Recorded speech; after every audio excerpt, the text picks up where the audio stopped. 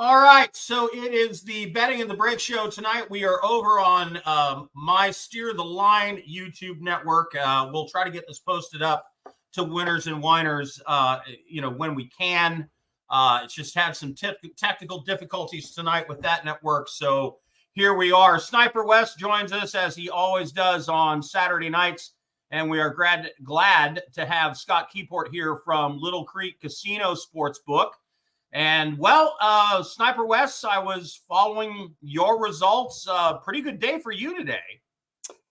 Yeah, so it looks like I might go 4-1 here on I'm actually looking at the results right now, too. I have Texas Tech. They're down by 1. They're catching 5. So that game is final. Texas Tech covers. There we go. So, yeah, I won on that. I hit Bowling Green Toledo over. I hit Akron +3 over Eastern Michigan, and I hit BYU UCF over. I lost on Illinois. I took the bait. I thought they'd hang in there with Oregon, but Oregon decided to put the pedal to the metal, so to speak, and lost that game. But I'll take 4-1 every day and twice on Sunday, right? No, absolutely. And for me, a little bit rough. I had the over on the Terrapins Golden Gophers, so that was good. And the Longhorns, and I had the Texas -17. I didn't quite completely buy into Vandy, and it looks like Vanderbilt is actually going to cover in that game. So I'm kind of, up and down today. But I, just like I like to say, if you are sports betting and you're not losing money and it's adding to the entertainment value, then good for you, because most people don't even break even. So, which is why there's all those big hotels in Las Vegas, and why there is Little Creek Casino and Sportsbook to some extent. Scott, how's the day been over there at the Sportsbooks? Is it a busy college football Saturday and World Series tonight, of course? Yeah. When we had the UFC this morning too, because it was in Abu Dhabi. Fantastic. So we had a pay-per-view. We're gearing up for the Breeders' Cup next week, so we had some horse racing going on. Yeah, we've been bouncing all over the place. This is one of the few fall weekends that college football actually got drowned out a little bit by World Series and other interesting stuff. But it's for the rest of the evening. It's the main. Well, no, I guess the next game's coming at 5, right? The baseball game. So we got a little while. On Monday we have the sports equinox, right? So we have hockey, basketball, baseball, and football all on one day. Yeah. We don't have to stress about what to put on the TVs this time of year. Yeah, there's always something, It's not like in April, May, right? When it's just like, oh my goodness, what are we doing here? I love horse racing, by the way. I used to spend every single birthday. I was born on St. Patrick's Day, March 17th. And so that weekend, every year, it was kind of a thing. My wife and I would take the kids to Santa Anita and spend a day at Santa Anita racetrack, get the kids dressed up, and, my son in a little tie and jacket, my daughter in a dress, because we would sit up in the owner's box area, because I had a friend that owned some horses.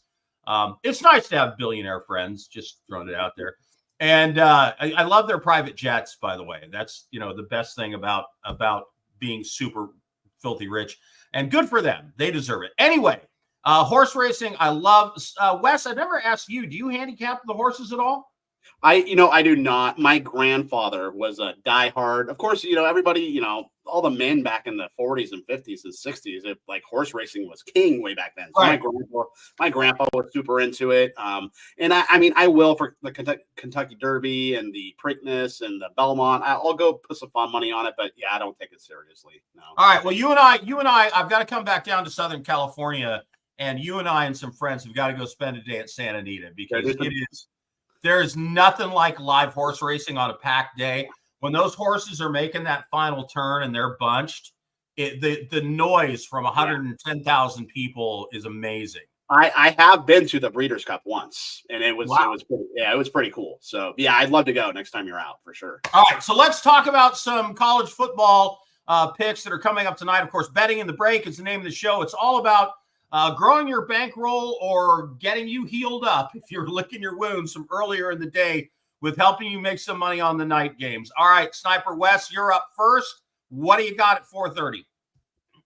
Yeah, so it's going to be 7:30 Eastern, right? 4:30 And so I'm going to go, and you have right now actually 9 minutes to get this in. So sorry for the late notice, but we'll go quick. So Penn State and Wisconsin, I'm going under 47.5. So Penn State, they're 2-4 to the under. So they've gone over twice, but they've gone under 4 times, right? I think it's a low scoring affair. Penn State, they've actually won the past 5 head-to-head matchups. So Wisconsin does have revenge. And I think because they do have revenge, I think they're going to show up on the defensive end and play through their defense here. And I just think it's a low scoring game. Penn State, they can go through, droughts, scoring droughts here and there too. And it just feels like an under game to me. And the line is moving toward the under. You can maybe ask Scott, but I think this opened at 48.5. It's down to 47.5. So, but I agree with the move, and I'm going to take the under with Penn State and Wisconsin under 47.5. All right. I have a couple other games, but I don't know if you want to do your games and then me mine. No. I'm just checking to see exactly what times. All right, so I've got to get Michigan State, and LSU, Texas A&M right now. Yeah, look, Michigan's defensive line is big. They should dominate Michigan State's offensive line. However, the Spartans' defense is pretty good too, and the Wolverines' offensive line has not been great. Michigan State is actually better at quarterback than Michigan, and that's going to be vital. And look, this is a rivalry game, home game for Sparty, chance to kind of knock out Big Bro. I like the Spartans to cover here and maybe just pull the upside. I would probably split my money 70 on the spread and 30 on the money line. To LSU, Texas A&M, the Aggies have lost 6 of their past 7 games against ranked teams, but they're somehow favored in this game against LSU, despite the fact LSU has a top 10 offense and the Aggies passing game ranks outside the top 100. I don't see how they keep up. The QB for the Aggies also has thrown the ball to the other team to other teams more than he has hit the end zone for his own team.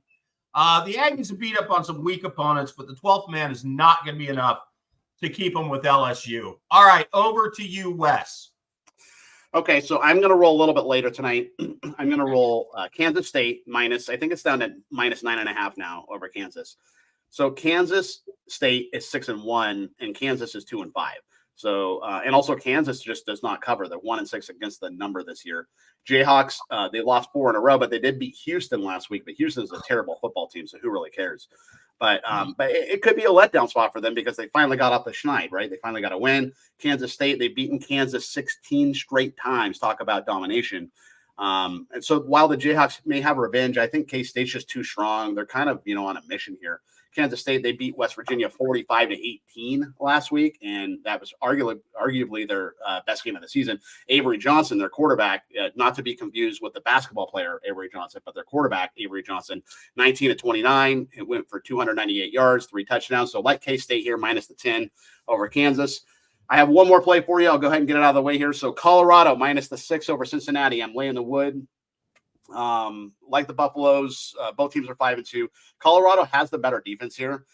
They're 5-2 against the numbers, so they are covering spreads. And I think they play well. Deion's going to have them ready to go. The Bearcats, they're on a 2-game winning streak. They knocked off Arizona State 24-14 at home last week. And they missed a bowl game last year. They were 3-9 and they missed a bowl game, but they're already 5-2 this year. So they're vastly improved.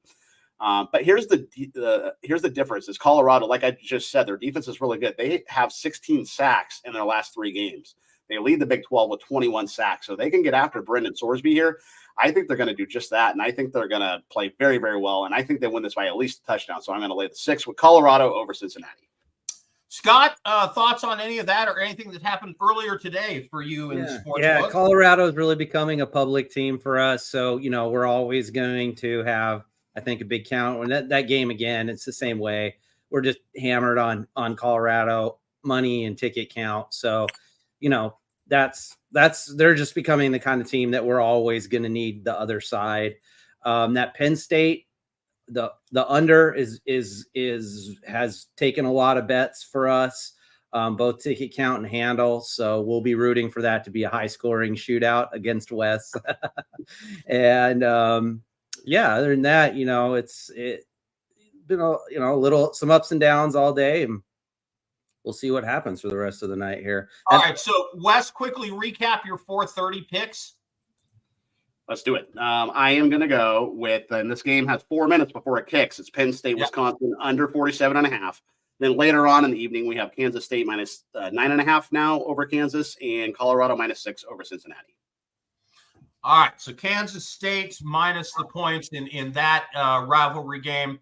So, and I've got, of course, Michigan State plus the points against Big Brother Michigan, and LSU, Texas A&M. LSU getting points, which I don't see how that makes any sense, but I'll take the gift if you're going to give it to me. All right, a 4:45 kickoff for you, so you got a little more time, about 20 minutes to get to the window on this. Auburn at Kentucky. Kentucky beat Ole Miss in their house, and then they nearly took down Georgia the next week when they came calling. This team can slay some giants. Kentucky has a swarming top 10 defense that'll face an underwhelming Auburn offense that ranks outside the top 100. But Auburn has owned Kentucky, losing just once. Get this, Wes. Once in almost 20 games. They have lost once to Kentucky. But Kentucky's going to be really motivated at home. They're just a better team than Auburn right now. And so I would be on the Wildcats here in this one. I would 100% agree with you there. Kentucky's defense is the truth. It's very, very good. If you remember Georgia, who has a very good offense, I think they scored. Struggled. Yeah, I think it's definitely under 20 points. I remember. I think it was 12. Yeah, in the fourth quarter, they only had like 6 points on the board or something like that. Right. So, I think it ended up like 12-10 or 13-9 or something like that. And a lot of revenge for Kentucky too. So I agree. And then 5 o'clock. Oh, go ahead. Game's coming in on the under. Lots of bets on the under for us on that one. But generally, people are favoring Kentucky. Looks like. So. Yeah, I can see the under in that game because Auburn just can't score in general, and now they're going to. They may not score. Wes, I mean, that could be one of these games where Auburn just doesn't find the end zone. San Jose State at Fresno State. Both these teams surprisingly have quarterback issues. San Jose State has gone back and forth. They were with this guy and then replaced him with this guy, and now they're back to that guy. And, you know, Fresno State has a supposedly star QB, but he has had a terrible season. He's got more interceptions than touchdowns. They average 24 and 28 points per game, respectively. That would make an average scoring game between these two teams 52 points. But the over-under in this game is 55. I'm on the under here. Scott, you're giggling over there. What is going on? Is there a lot? It's just funny with the numbers. Yeah, no, we actually looks like we got some sharp money coming in on the San Jose money line, just the money line. They like them as the plus money. Okay. Well, you know, Fresno State isn't great this year, and you know that's just the way it is. Washington State, San Diego State is late 7:30. West, do you have anything in between there, 5 and 7:30? No, I'm good. I don't really have anything on any other games. Okay. Washington State and San Diego State. The Cougars of Washington, they've been surprised to me. They were a lot better than I thought they would be. And they haven't scored a lot of points. They doubled the amount of points per game just about that the San Diego Aztecs do, who have a terrible offense. I mean, let's be honest. The Aztecs program has kind of been a dumpster fire for a few decades. And it looks to be that way again this year. 14 points. I'd rather this was 10, but Washington State is just so much better than San Diego. I know it's in San Diego. That's not much of a, big trip. It's a, 2-hour and 15-minute flight. It's not like they're changing time zones or anything. I like Washington State here, minus 14. And those are your college picks tonight here on Betting in the Break. So to recap, I've got, which is already kicked off, was just kicking off, Michigan State. I like Sparty plus the points. LSU plus the points against Texas A&M. Auburn at Kentucky minus 2.5. San Jose State at Fresno State. I'm taking the under 55. Washington State versus San Diego State. Washington State minus 14. Sniper. Yeah, no, I like a lot of those picks. In fact, I'm not going to tell you which ones that you did, but a couple of those are my premium plays, and we are okay. We're on the same. I'll just say we're on the same side. I won't say what games. So Okay, good. Scott, some action that you can actually have a no, you can't have a real comment on it because they're betting on it. I was thinking backwards. Just so people know, here in Washington State, the way that the law works on sports gambling is you have to actually physically go into a sports book. There's no online gambling, and there's another quirk to the law, which is you're not allowed to bet on any Washington college teams. You can bet on the pro teams, but you can't bet on the Washington college teams. So you've got the Bills at the Seahawks tomorrow. Seahawks are actually catching 3 points at home. I bet you've got a ton of money on the Seahawks. Yeah, we always do, and I think they feel better after that. The fans feel better after that Atlanta game. Sometimes they lose. It's not we get people betting against them, but we just don't see their money. Yeah, and but this week everyone's back and excited. Which, Wes, rookie move, right? I mean, you don't bet your fandom. That's like a rule for sports betting. Yeah. And as Scott says, if they come in wearing a T-shirt for the team they're betting, he's not worried about it. Yeah, no, it's interesting because I was watching that Titans game. I had the Titans as a premium play. I think they were catching 10 against the Bills last week, and the Titans were up. I think they were up 10 points in the second quarter or something. And I blinked my eyes and walked away and came back, and all of a sudden the Bills were up 10. I was like, what happened?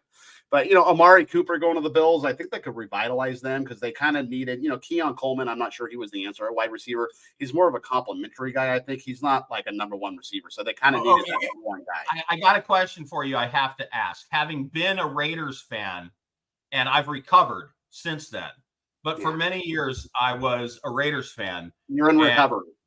Yeah, I've recovered. I took a while. I had to go to rehab. Anyway, name me all the big important plays that Amari Cooper ever made. Yeah, I can maybe remember. Yeah, just saying. I can remember I can tell you off the top of my head. A lot more for the Cowboys than the Raiders. Right. I can tell you off the top of my head, he pulls himself out of games when he's playing a very good cornerback because he gets frustrated. Yeah. That guy if you think about it, this might be, he was with a pretty good Cowboy team, but this Bills team and Josh Allen, it might be the best quarterback he's ever played with. So we'll see if he steps up. Yeah. I don't have a whole lot of faith in Amari Cooper changing anybody's fate, but and the other thing is Seattle is a terribly difficult place to play. Yeah. So I'm not sure the Seahawks will win this game. The Seahawks worry me because they're up, they're down, they're sideways. Who knows which team is going to come out? But they can run the ball. They're opportunistic. They can play defense, and they're tough at home. So I'll give the Seahawks the benefit of the doubt. Go +3 there. Eagles +2.5 at Bengals. You got a premium play on that one? I do not. I just didn't like the game because I don't know what Cincinnati team is going to show up, and I don't know what Eagles team is going to show up. Right. It's like both these teams, you don't know what side of the bed they're going to get out of. So, I'll tell you this: the Bengals need this game very, very badly because they are. What is their record? They're 4-3 against the number, but they're 3-4. I'm actually surprised they're 3-4 because if you remember, they started 1-4, so they'd be 1-2 straight. But so, they need to get back to 500. So they're going to have a lot of motivation. But, Sirianni and the Eagles, and I don't know, it's just, they're so inconsistent. It'll be an interesting game to watch, but I didn't like it from a handicapping perspective. Jets, Patriots catching 7.5 now at home. Scott, is that right? Is that 7.5 now, or is that moved? Let's see. Well, let me dig that one up. Hold on one sec. Yep. Sorry, caught you off guard. Oh, that's all right. I just got to click around on the screen. I think we're at 7 right now. Okay. Wes, is this a stay away game or you got any play here? Because I do have one angle. Well, let's hear your angle. I'm interested to hear what you have to say, and then maybe I'll chime in after you. So there was a big article about how Aaron Rodgers is a complete cancer in the locker room. And at first, when he came in, all the young players were like, oh, Aaron Rodgers. And they were, wanted to meet him and be around him. And now nobody can stand him. And the team, he got their coach fired. I don't believe for a second that he didn't stick the knife in him. I don't believe for a second the owner didn't consult him. Give me a break. And then they changed the offensive guy anyway. They brought in Devontae Adams, who, if you caught the look on his face on the bench in the fourth quarter of that game, he looked like, what the hell am I doing here? Yeah. It's the same way he looked with the Raiders.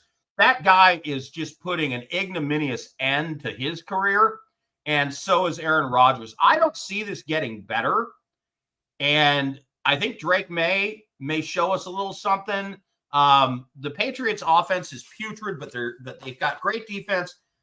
They're catching this game at home, and I just can't buy the Jets at all. You're going to give me 7 points against anybody. Yeah. The Raiders, the Panthers, I would take plus 7 points against the Jets right now. Yeah. So I do have some thoughts here. So I do have a premium play on the total, but I want to talk about the side because I do agree with you here. And I will say that if you're not betting ugly in the NFL, then you're not doing it correctly. I think Scott will probably agree with me there. But, that game last week with the Raiders oh, man. Yeah. Yeah. But if you remember, though, in the media this past week, Bill Belichick himself, the old Patriots head coach, he called the Patriots soft in the media. And Gerard Mayo is probably going to take exception to that. And, obviously, Aaron Rodgers, they need this game badly. They needed the game last week, too. But I think this is going to be a nice public day because I have a feeling, and maybe Scott can chime in, I think the public's probably going to be all over the Jets because of that. But I think this is probably the week Drake May shows us, what he's got because that Jets defense has not been that good. So I like the 7 with the Patriots here. Yeah. We are heavy money line, ticket count, handle, point spread. It's all going the Jets' way right now. Yeah, so, I will say, I had a conversation with somebody Thursday night. He was looking at that the Minnesota Rams game, and he's like, "There's that line." He's like, "Minnesota's going to wipe them out." And I say, if it just looks crazy to you, if you're like, "That's just wrong," you got to just step back and look, I think that was somebody who wasn't up on the injury reports, didn't totally get who was coming back for the Rams. So sometimes if you just feel so strongly and you see like that, like what's the saying, the public money going one way, you got to dig in a little bit deeper, double check your systems, double check your notes. Maybe it's a great point because whenever I see a line that I go, that doesn't make any sense to me at all, somebody knows something that I don't, Wes. Yeah, no, I agree. Absolutely. The big question I always tell people to ask themselves is, why is the line the way it is? Right. Real simple sentence. Why is the line the way it is? All right. Yeah. And sometimes it's we know we're going to get hammered on the small public bets, but if it gets set at a certain point, then the sharps are going to come in and hit it. Is it going to, move across key numbers?